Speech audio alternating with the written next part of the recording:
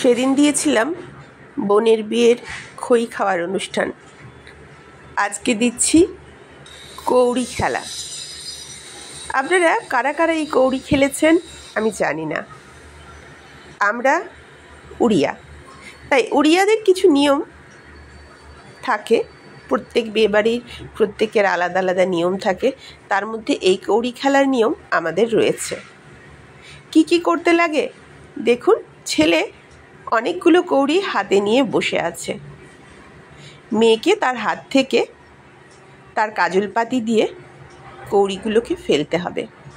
এখানে অনেকেই হাতটা শক্ত করে রাখে যাতে ফেলতে না পারে, কিন্তু আমাদের জামাইবাবু এখানে হাত একদম সোজা করে বউকে একেবারে সুবিধে করে দিলেন সমস্ত কৌড়িগুলো যাতে সে খুব সহজে ফেলে দেয়, তার কোনো কষ্ট না হয়। পাশের দিকে প্রচণ্ড চিৎকার চলছে। সেই চিৎকারটা আমি অফ করে দিয়েছি বলে আপনারা বুঝতে পাচ্ছেন না। আরে শক্ত করে ধরো, এত দয়ার মানুষ হলে হয়, একটু তো শক্ত করো, সব তো ফেলে দিল। এবার বোনের পালা।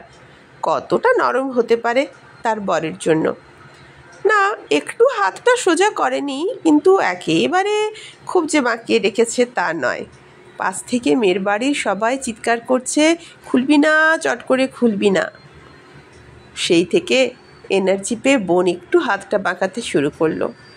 এবার সবাই আবার চিৎকার করলো, দিলি তো, সব খুলে, এবার দেখ সব ফেলে দেবে, সব।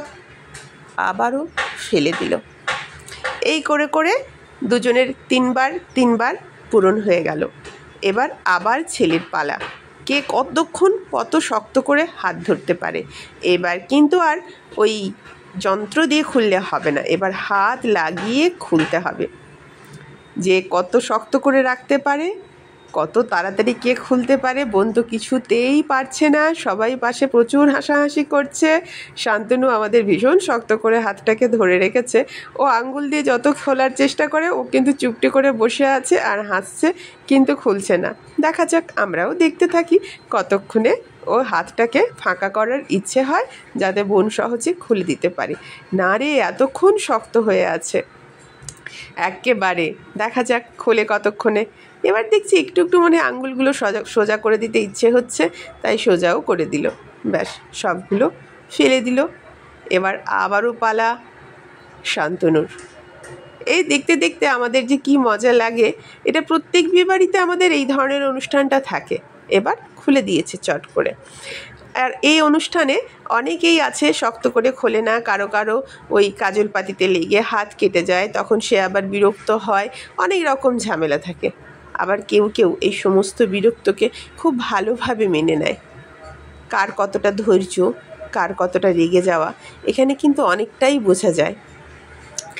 এবার বোন ধরেছে হাত একদম শক্ত করে, খুলবি, খোল, কি করে খুলবি। শান্তনু করছে কি না, একদম আঙ্গুল ভেঙে তেড়ে হলেও আমি খুলে দেব।